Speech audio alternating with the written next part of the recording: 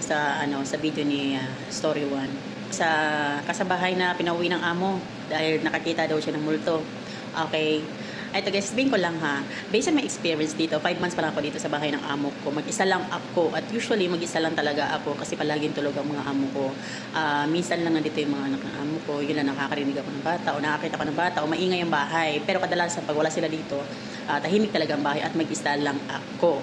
Okay, so minsan may nararamdaman din ako pero hindi ko pinapansin. Yung tipo ba na biglang na sa mata mo na merong nakatingin sa iyo tapos pagtingin mo wala namang pala.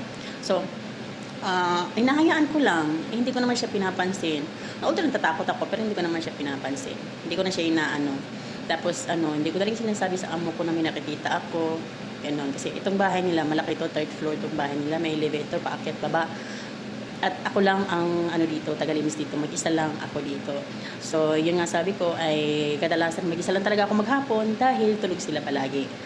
Hindi talaga maiwasan yung may makikita ka na hindi mo